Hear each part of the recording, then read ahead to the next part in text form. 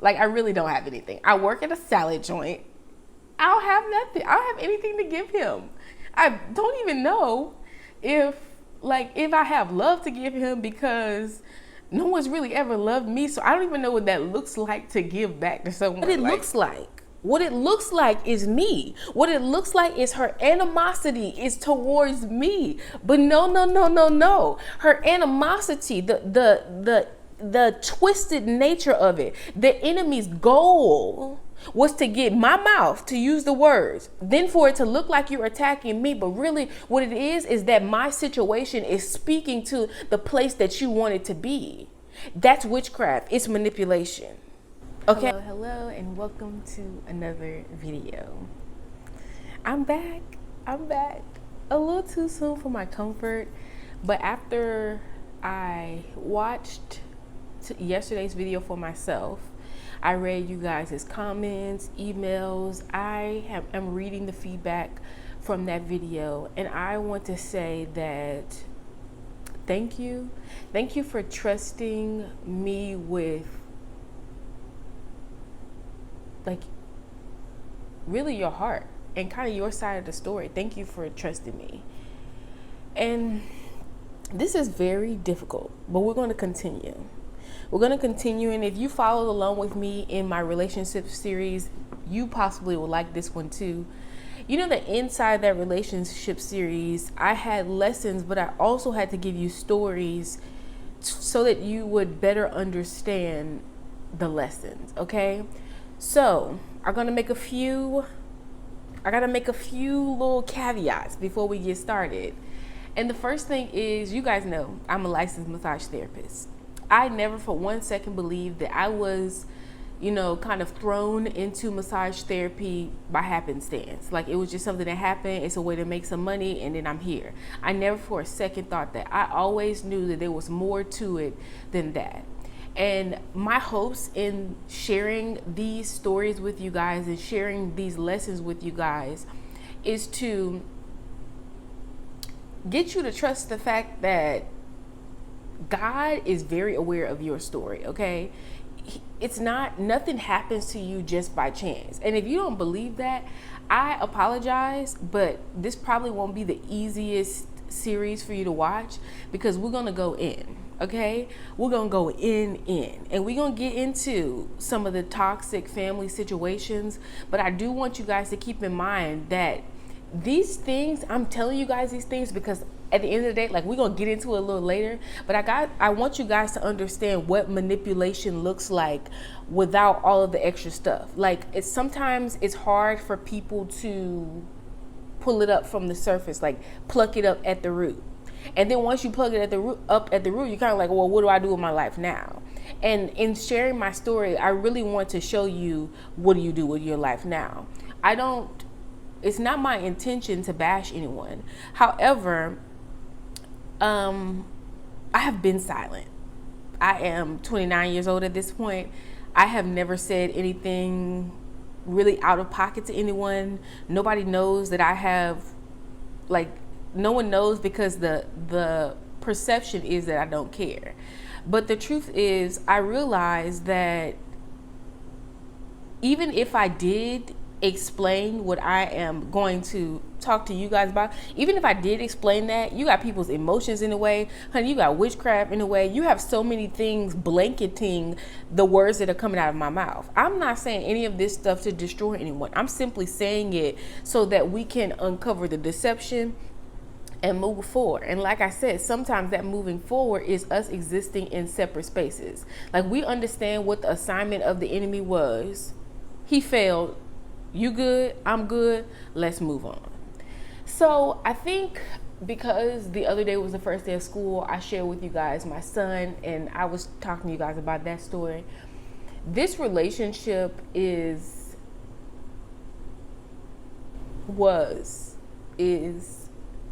difficult for me to talk about, because my grandma is the bottom layer of my relationship with my sister, my relationship with my mom, and then almost my relationship with my son. almost the relationship with my daughter that I placed up for adoption. So down here is the bottom layer. And that doesn't even include everything that she went through in her life to become this bottom layer. And I refuse to continue to build on the foundation that's down here that's actually unhealed and wicked. So that's kind of where I want to talk to you guys from. But like I said, like, I don't know what brought this whole I think it's like this, like, school is starting, and then you got a lot of kids around, and you know,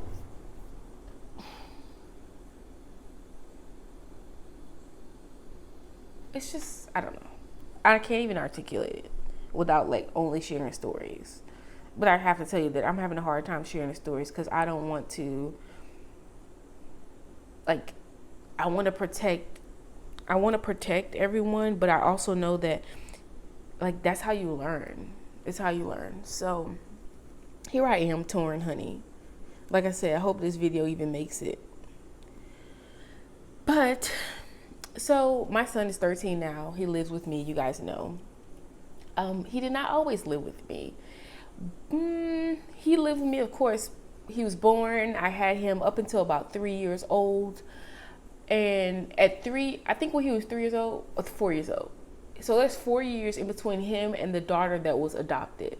So when I got pregnant with her, and they knew, like, I don't want to say they, like, I want to give specifics because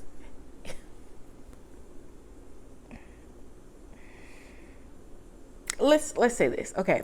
When I refer to these people in the videos, it's really my family members. As I refer to them, realize that I am actually referring to them from the knowledge that the enemy will use people. If you're not submitted and surrendered to God, you are open to be used by the enemy. That's basically what it is. Satan, the devil, the enemy of your life. Okay. You're open to be used by him. Have I been used by him? Absolutely. Before I submitted and surrendered my life to God, honey, it was fair game. And I'm pretty sure someone can get on here and say, like, people can always say something, but I just want to, like, oh my God, it's a lot of disclaimers just to get to the story, because I don't want nobody to feel like, see, even in me telling the stories is like me trying to protect people, but no one, and I do mean no one, has cared enough to protect me. So, yeah, my son lived with me until he was about 3 years old. At let's say 3.5, 4 years old.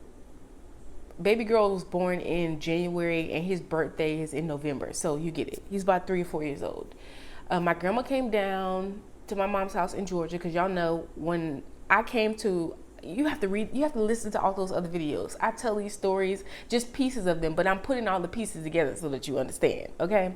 So she came down to basically, because they knew that I was thinking about adoption. They were trying to convince me otherwise, but I knew that this was the route I was going to take. So she came down to my mom's house in Georgia and basically picked up my son. Now, I remember when I was younger, my mom always saying, like, you know, my grandma tried to get us from her and just trying to, you know, just overstep your boundaries as a grandparent. Okay. I do understand that she had her own issues in her life with abandonment and, you know, trust issues and issues from her dad and her mom and all those issues that she never dealt with.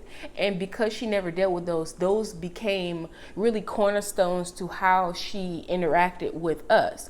And no one noticed them. They still really kind of don't really notice it, except for little old me, who God gave a different set of eyes to. Am I saying I'm special? Absolutely not. I really don't know why God gave me the ability to see past the foolishness. I don't know.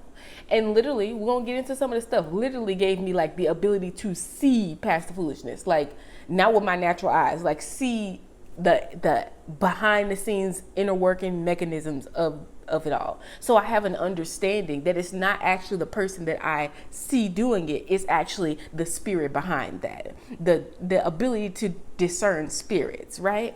So Cam got my son. I'm young, and at this point I'm pregnant. I'm like 18 or 19. At this point I'm pregnant, so I've got the weight of this pregnancy, thinking about adoption, thinking about how my life might not ever be the same, thinking about all these things, still in like a toxic situation, step on the side, girl, even while being pregnant. all this kind of stuff, like very much a toxic entanglement, very disgusting, very demonic, but that is what it is. It is what it is. Came, got him, and I thought it was a good idea. You couldn't tell me that it was a bad idea. I thought it was a good idea. I'm thinking like, hey, after it's all said and done, he's going to come live back with me, blah, blah, blah. I thought that for a little while. Maybe I thought that for a good year. And then things kind of turned south. And I realized that every time I would call,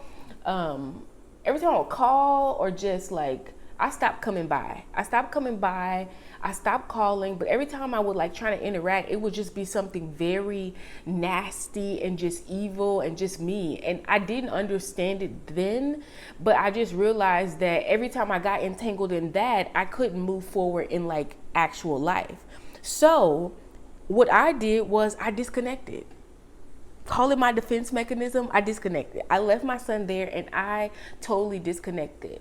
And I began to take on the thought that I will never be able to be a good enough mother for him or any other child.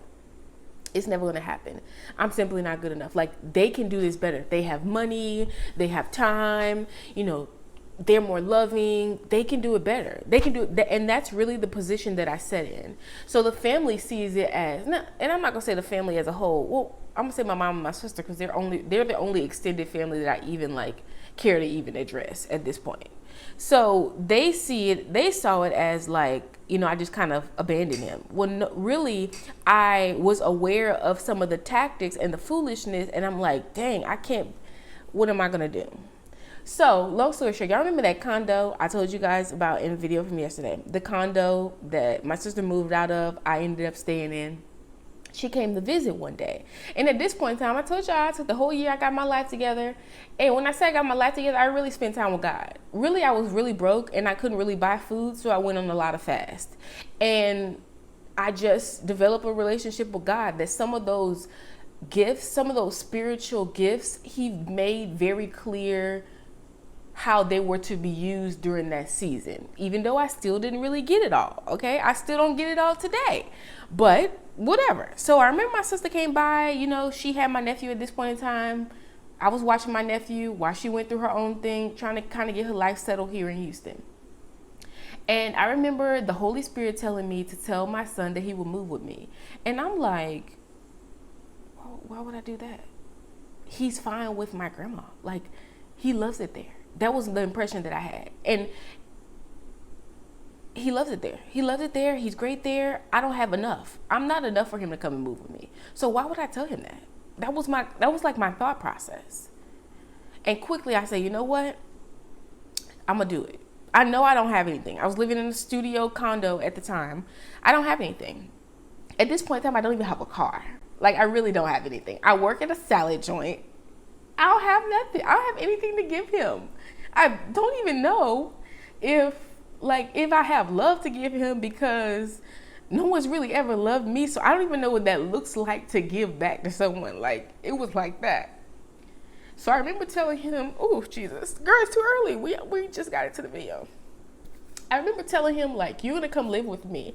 And his whole demeanor changed to the most excited thing I have ever seen. And I was like, dang, Tanzania, how did I not know that he wanted me? How did I not know that his desire was to be with me? No one ever said anything. They were so busy trying to make him feel like I left him and abandoned him that they refused to say, kind of like I did to my bonus daughter. Honey, your mom did not abandon you. Your mom loves you. Your mom, you just have to wait until she gets it together. And I promise you, I'm going to connect you back with your mother. Just give her a chance. It's okay. Sometimes people go through things. That's what I did to my bonus daughter. I did not bash her mama and say, oh, your mama don't care about you. Oh, she left you here with me. I didn't do that, but that's what they were doing to him. So I had no way of knowing that, because remember, I disconnected. I stopped talking and everything. So I took the rest of that time. It wasn't long. I think it was my nephew was born in May. So let's say it was around this time. Let's say it was around August. So by the time school started the following year, in August, so maybe it took another year. So by the time school started the next year, no, because he came before the next year. That it was like around June. By the time the school started, he had moved with me. And let me tell you, baby, like when I tell you all heck hit the fan, I thought that my grandma would be excited that he would move with me. Like, oh, I finally, you finally get your child back. I'm glad that you've done all these things. You've come a long way. You finally matured, and no, that's not what happened. Girl, they went on Facebook. They start talking amongst each other and just kind of like, oh, he be back. Don't worry about it. She like just talking about me like that. Like she ain't gonna be able to do this. He be back. And I remember going on Facebook, and I deleted my old Facebook account, so I wish I could. And that just goes to show you like how I just threw it all away. I wish I could show you guys a message that I sent, but I went on there and I was thanking everyone. Maybe I'll be able to find in my emails. I was thanking everyone for everything that they had did, and I thought it was well thought out. I thought, I thanked his grandma, like his dad's mom, my grandma, and I thought it was good. My aunts and stuff were commenting like, this is what maturity looks like. And I thought all was well. Girl, I think it was like my mom or something called me a few days later and said my grandma was mad that I didn't put my grandpa's name on it. And I thought to myself, my grandpa's been running the streets since I can remember. He has all these other kids on my grandma. Why would I thank him? So I was really thanking her out of the knowledge that she actually was the one who sacrificed, and she is mad at me that I didn't think a man who never treated her right. Okay. Didn't budge. I was so excited that my baby was coming to live with me. Girl, I packed up my little car and I drove. I did a straight shot. I went to Louisiana and then I came back. Like the same day, didn't take no breaks. And I remember like stuff, she was doing stuff along the way. Like, she asked me if I needed money and just doing really a lot of things that made me feel like, made me feel like still I wasn't worth it. But at that point I had connected myself to God. So the message that she was trying to give me, it wasn't coming through because it wasn't a message from God. Okay. So he moves with me, and we're going to get to, I don't know, perhaps, girl, this story is all over the place, right? So before he moved with me, it was literally like the month that he moved with me, his dad passed away. And that really goes to show you of God's excellence in timing, God's plans, the inner workings of stuff that you can't look at it with these eyeballs right here. You cannot do that. And am I saying I am happy that anybody passed away or anything like that? No, I'm saying God knew what he was doing. He did. And he ended up moving with me. And I'm so glad that I had it set in the works for him to move with me, because I could only imagine, just knowing my son now, knowing his personality, the amount of anger that would have built up in the inside of him from thinking that nobody loved him and thinking that he has absolutely no one. So resentment and abandonment and just disgusting. And all because someone refused to say, to speak well about another person, because that's really all was necessary. And that's not what happened. So move on forward. Okay. At this point, I've totally disconnected from the family. I got my son. I told you guys my sister was living in the house with me. So she would try to like she was still talking to my grandma. She still does. She would talk to my mom. My mom, I don't have a bad relationship with my mom. However, I do realize that she is more entangled with trying to please all of them, that we can't even get to having a good relationship, even though there's no reason that we couldn't have one, because I don't hold anything against her, right? But I understand that possibly that could come, with the passing of time. Maybe because I have other brothers and sisters and they all have their work to do. It's like, you don't need to focus on little old me, who I have come to a place where I have God. So I don't need answers from nobody else. I'll give you that time and that space to deal with these people over here who haven't found out that truth, right? That's how I feel about it. So I disconnect totally. My sister was living in my house and she was still like communicating with my grandma, which I did feel was weird. But like I said, I kind of was focused, I was very focused on the task at hand. And the task at hand was, nobody's going to provide for your child aside from you. if you have to ask for help, this all is going to fail. So you need to work so that you don't have to ask for help, so that you can go to the next phase in life. Okay. And I can sit here confidently right now and say, if anything were to happen to my husband, or if I were to be alone, like a single person, I could take care of my children by myself without the help of my family member. And that's a good place to be for me, because I don't have their help anyways without their manipulation. And I realized that. So I was focused. I wasn't worried about all the rest of the riffraff, shim sham, honey. I was focused. All right, I'm really not doing a good job of staying on topic. There's just so many things. And I'm like, what's oversharing? What's undersharing? What's too much sharing? Anyway, so I think I'm just going to do the highlights. I'm going to try to give all the stories and all my emotional responses to the stories. So one of the highlight moments, we're going to call this the family cutoff phase. Highlight moments of how people exactly got cut off. And it might seem a little, I hope it's not too lengthy in stories, so they came to visit, and they slept at my sister's house. I brought them to the church that I was going to, and we went to eat Chinese food afterwards. Now, eating out was a thing that they used to do, the family used to do all the time. Every Sunday after church, every week, the whole family would meet up at the local Chinese food restaurant where they live in Louisiana. So I just thought it would be a fun thing to do here as well. Right. My sister was agitated.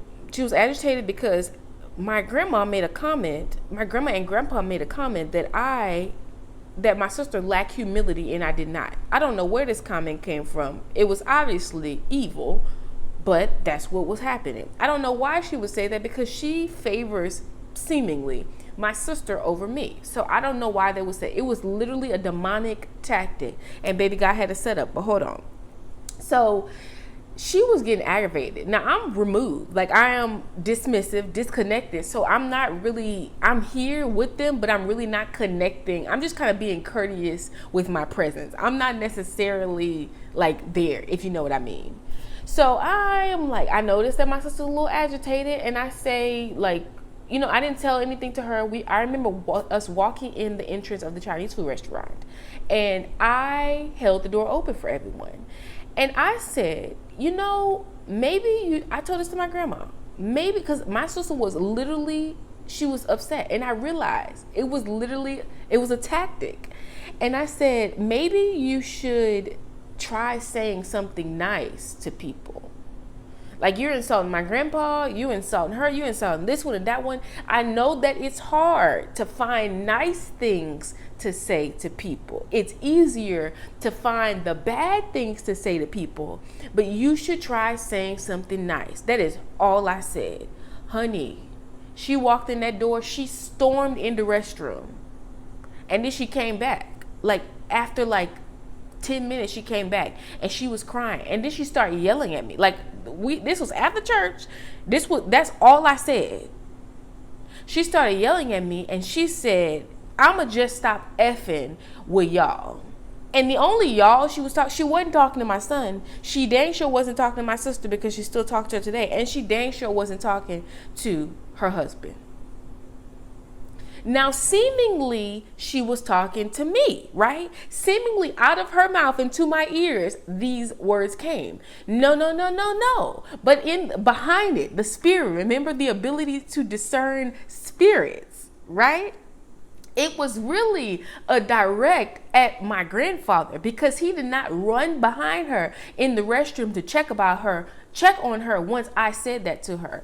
Did I say anything that was wrong? No. And you know what he did that really flipped her off? He high-fived me when I said it. And I thought that was very peculiar, because here I am, giving something to your wife that might make her feel some kind of way, and you don't come to her rescue. So her reaction was not necessarily about what I said. It was more or less that this man who was supposed to be with me once again shows me that he's not. But not being able to be mature enough to articulate that is the problem. It is. It is so the problem. And you know what? Now that we're here, we actually gonna go to the next event. It's not gonna be in order, okay? Because I think that's what I'm gonna do with this video, is I'm gonna point out these when I say witchcraft, it's really what I mean is manipulating situations and outcomes, because that's what witchcraft is.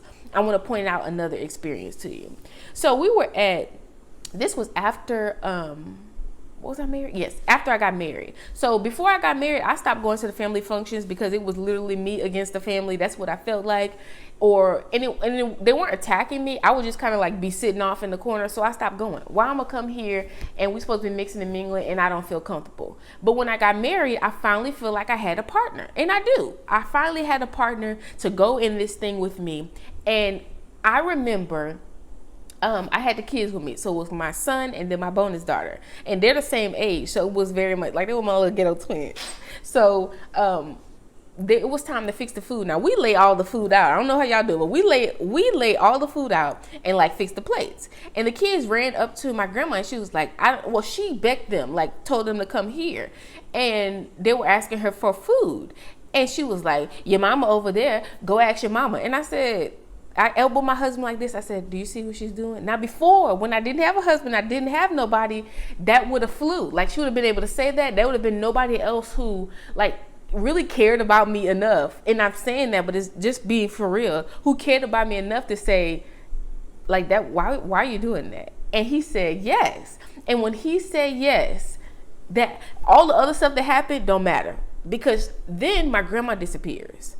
And I see my grandma sitting in the car. She doesn't say anything. She's outside sitting in the car. She sits in the car for the rest of the time that we are there. And my grandpa's there at this event. He's having himself a gay old time in the room, having himself a good old time. And she's outside in the hot car sitting there, sad. And what it looks like is me. What it looks like is her animosity is towards me. But no. Her animosity, the twisted nature of it, the enemy's goal was to get my mouth to use the words, then for it to look like you're attacking me. But really what it is that my situation is speaking to the place that you want it to be. That's witchcraft. It's manipulation. Okay? Because there was a word that needed to be said. All you had to do is say that hurt my feelings. And even past that, like, because that's not even it. It's not that her feelings were hurt. Her feelings were... The problem was that my grandpa never stopped what he was doing to go and see about her. And here I am. All I did was elbow this man who I've literally just married. And he's teamed up with me. He's on my team. He's on my side. I have a partner now. Right? So it's less, I'm telling you guys these stories, and I really hope you understand me when I say it's not about me. I understand it. Jesus, I understand that it is not about me. There's a mission beyond her dislike for me. I say her disdain for me because in the natural, it is her disdain for me. If you let the enemy use you into hating people, that's what it is. But I understand that there is an assignment and an agenda behind it that supersedes, girl, anything that little Tanzania is. I ain't that important. So let's move on. I hope y'all follow. Ooh, this is good. This is not how I thought it was gonna go, but I need some tea. I need tea. I thought I was gonna have to cry, and I don't have to cry. I get a chance to explain it just like this because I don't wanna make it seem like I'm trying to bash them, because I'm really not. The truth is I understand them, but they don't understand them. The truth is I understand the evil assignment of the enemy, but they don't understand it. And that's the problem. That's the problem with our relationship. So let's move on to the next thing. Christmas come around. My grandma has always been the grandma who bought school clothes, took us school shopping, ordered school clothes online. I mean, the whole nine. Go to the summertime, get a bunch of stuff. She probably got a house full of stuff right now with my name on it and with my children's name on it because I refuse to receive anything. Tanzania, why do you refuse to receive anything? Well, I'm about to tell you. So it was was it 3 Christmases ago? It was like 3 or 4 Christmases ago. This was after me and my husband decided I wanted to leave and move into the 1-bedroom apartment. We was in there. So I was already in a phase of life. I had started massage school of high stress. Okay. I was trying to heal and rebuild and just figure all these things out. High stress, honey, high stress. So Christmas comes around and we are not talking. We're not I stopped talking to her because for the very reasons that I'm telling you, like little stuff like this, it the straw that broke the camel's back is I let my son go back there for the summertime. That's where we're gonna go first. I let my son go there for the summertime, but I let him go because even though I had disconnected, out of respect for her and what she did for him all of those years, I said, even though I don't have a relationship with her, I'll let you have a relationship with her. It's up to you to say, I don't want to do this no more. I didn't tell that to him. That was me and God talking. If he say pull a plug, I'm going to pull the plug. And that's what he said, pull the plug. But he didn't say pull the plug until this happened. So I'm in the middle of separation. My grandma swoops in, hey, you want me to take the kids? I say, Kylan, you want to go to grandma's house for the summer? And he says, yes. And later on, he tells me that, yeah, I said yes because grandma said that you needed your space. I never said that. Never. I actually would have needed him there more with me during that time than anything else. And I didn't let my daughter go because I wanted her to go with her daddy. Like, I get that we at odds right now, but you actually gonna be in your daddy's life, your daddy gonna be in your life, and that's how this gonna go. I'm not about to put another child in a situation like this because I refuse to, not eat my pride and put my pride aside and not move forward with this relationship, co-parenting, whatever. I'm gonna link that video for y'all because it was a whole process. That was in the wifey series, so watch the wifey series. How about that? So yeah, I let him go there. Girl, y'all know the whole adoption thing. It's very much entangled. How do we pull apart? Because we'll be here all day. There was a phone that my grandma took all these pictures with my son when he was little with baby girl that was adopted, okay? And she saved them. And every single time I talked to her, she would always ask me, where is she? She's adopted. She has a family. They made it a whole big thing. I explained that to you guys yesterday. So she took it upon herself, not knowing that I had already I already began to introduce her to my children, like my bonus children. So my bonus daughter met with her before my son met with her because I felt like it was more appropriate. This little girl's in a situation in her life where she believes that her mother doesn't love her. Tanzania, how can you help out? You can show her that you have love for a little girl that you don't even have in your home, yet you have her in your home. So she met her before my son met her. My grandma takes it upon herself to get this phone and shove it down my son's throat, essentially, and then lie and say, oh, he was looking through it. He has his own devices. So there was no reason that he wanted to look through it. He later told me that she made him look through this phone with these pictures, kind of trying to get him to remember, look, this was your sister. Look what your mom did. She won't tell you, but look what she did, kind of thing. And I remember him calling me and asking me about it. And I was like, Kylan, we'll talk about that later. And the Holy Spirit said, no, you're going to talk about it now. You're going to do it. You're going to clean it up now. So I got the phone. I remember driving on the freeway, girl, leaving from Amazon. I said, you know what, Kylan, let me let you know. And I told him the story. You know why? Because it wasn't a secret. I was simply waiting on the timing to reveal it, but it was not a secret. And it was kind of like egg on her face. So she was mad at me. He refused to go back because she was kind of interrogating him and, just making me to be a bad person. But at this point in time, he'd been living with me for 3 years now. He already knows who I am. He's already experienced life with me for himself. So now what you're saying isn't lining up with what he's seeing. When before he didn't see anything. So, he was a baby when he moved there. So he didn't see anything. So he didn't have anything to believe outside of what you said. So when that contradiction started happening, he doesn't want to go around anymore. And that's what he told, the therapist, without telling all his business. So anyway, moving on. So we were at that point. So there was no Christmas gifts that needs to be exchanged. And no, I don't need a Christmas gift. If I can't buy it, they don't need it, type of thing. But I said, you know what? I'm going to take the gift. I've always been that person I'll say happy birthday. Oh, I'll do this and oh, I'll do that. Because it's the right thing to do. Because those are my parents. Those are my grandparents. I do love them. It's the right thing to do. Girl, that's on the shelf. I don't do that no more either. Because I'm not going to dip my toe in a toxic pool just because it's a time of the year where you feel like I should bend at the knee for you. Because nobody says bends at the knee for me. And that's just what it is. So she sent this box and I was like, oh, okay. I know I'm not talking to her, but I'm going to say thank you. And I said, I sent her a text message of the little bows in my daughter's hair, or Christmas bows. Sent her a text message of the Christmas bows in my daughter's hair, and she put my message on read and didn't respond. Now, up until that point, she had continued to talk to me. Like, she would send me text messages, you know, asking me if I got the package, da da da da da. When I got the package, sent her the picture of my baby girl, who she claims that they want to see later on. I sent her the picture of her with the bows in her hair, and she doesn't respond. And I said, okay, Lord. I was stressed out. I was in massage school. It was stressful. I was trying to mend my marriage, mend my relationships. My bonus daughter had left, who I had been pouring into 3 years. I was like, okay, God, I'm done. I'm done. I'm so finished. But how do I actually let done be done? Like, why do I say I'm done, but I still want to make it work? Why is that?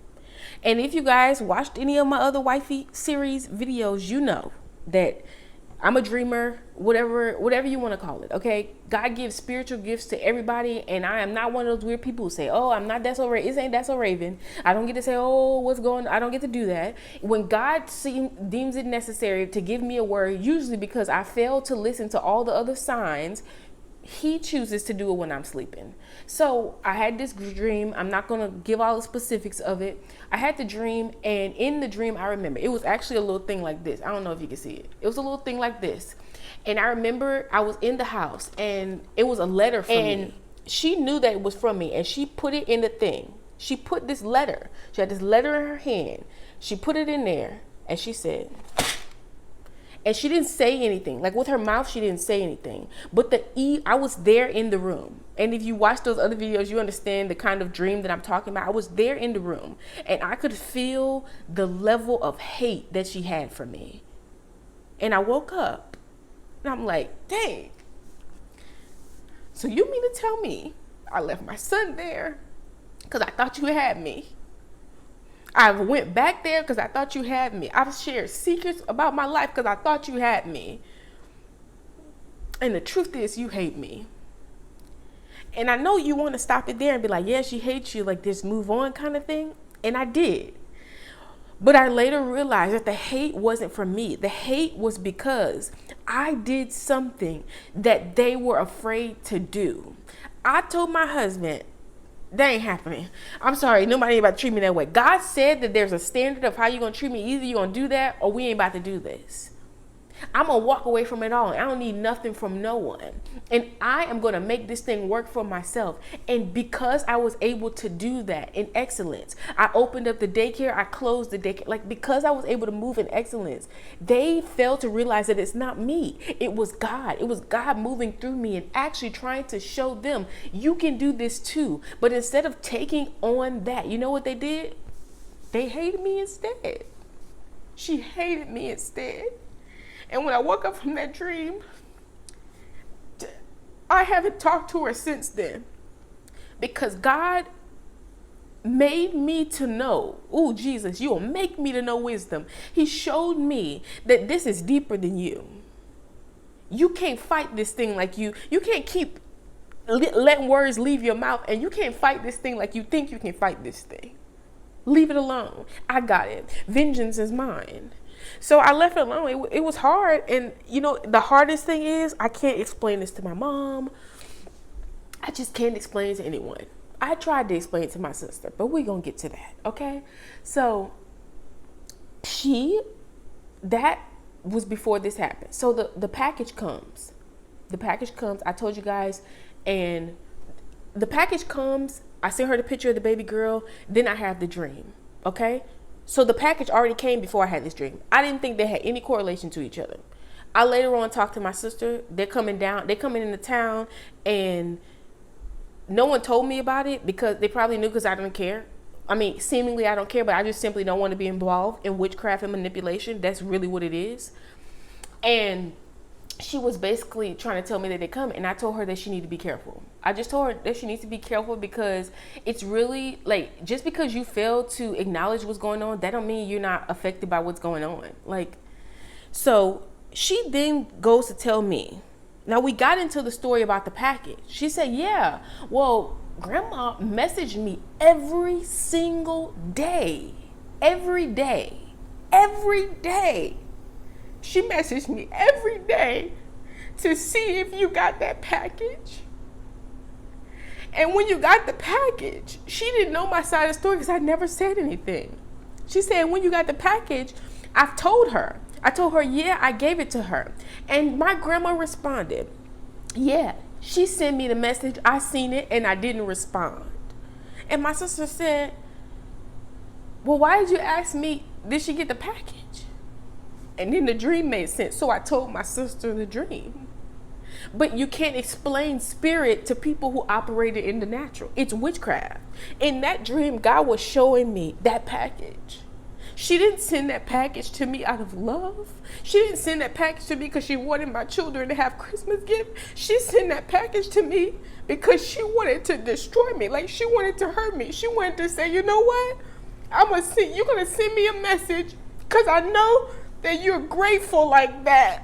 You're going to send me this message and I'm going to show you that your message don't mean nothing to me. And that's what she did. But she didn't know that God, because I have had dreams like this since I was a child. And as I matured and as I got closer to God, he began to use these dreams to actually show me when I need, they were like warning dreams. You know, they were like, Tanzania, don't do this. Like, I get it, your heart, but your heart is deceiving you. I'm telling you what's really going on. That's why he gave me the dreams. It's not to manipulate people. It's not to practice witchcraft. That's not what the dreams are for. The dreams are to warn me. Because at the end of those things, guess whose life is also at the end of my decisions? My children's. So long story short, they came into town. And they came into town and it was really like a very hellish week for me. It was a hellish week. And I toyed back and forth between like, man, should I send them? Should I not? What I want, it's her grandparents. Why would I not let them go with their grandparents? And I remember my husband was in the kitchen cooking breakfast. And I got really sleepy all of a sudden. I said, Lord, time for this today. He said, you're going to have this dream. You're going to see this. You're going to see what I'm telling you because I'm about to cut all this off at the head. Like, you're going to see this. Again, I'm going to show you again. I know I told it to you before, and I get it. That was a little while ago, but I'm about to show you again. So I go to sleep. And while I'm sleeping, I see my grandma sitting in this chair. Literally. And this is a dream. I see her staring at me with evil, with hatred, with disdain, with like that same just fire. And I wake up and I said, that's it. They're not going. And baby, no sooner than I woke up, I got a message from my sister saying, Grandma said, can she take my kids shopping? And I wasn't going to respond. I was going to get very emotional. And baby, I took myself a little praise break. I had to put my wine glass down. This wasn't the time to be sipping on the wine. Okay? Speaking of wine, girl, that's how you know I like a little drink. That's a shame, huh? She sent me a bottle of liquor. And I had left this liquor house, honey, when my mama came. It had been months. She said, do you want to come get this? That's what she sent me first. And then she sent me the message about my grandma wanting to take them shopping. So she was actually going to bait me into coming over there. And I told her, I didn't say anything mean or rude.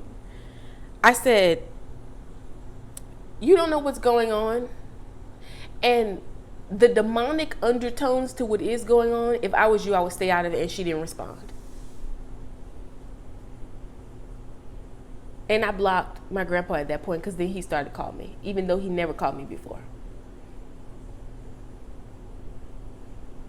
So that's how my grandpa got blocked. Even though I tried to keep the lines open with him, even though I blocked my grandma, I realized that you heard so much about me and you now have the same perspective about me. And I don't expect anything more. So there's that. And man, since we're here, so we don't have to revisit this, I blocked my sister that day. And then I talked to my mom. I remember I called my mom.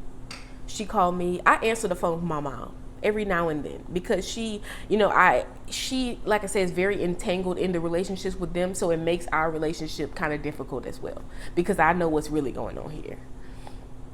So she called me and she said something about my sister. I said, I don't know if she called me because she blocked. And she's like, you don't just throw people away. Always taking up for them, right? You don't just throw people away. And I let her know what happened. And you know what she says? Because she has a disdain for my grandfather, which is actually her stepfather, she said it was his fault. Not knowing about the dream, not knowing about the package, not knowing about the whole thing. And then I realized, Tanzania, get it through your thick head. Get it through your head. It's done. It's finished.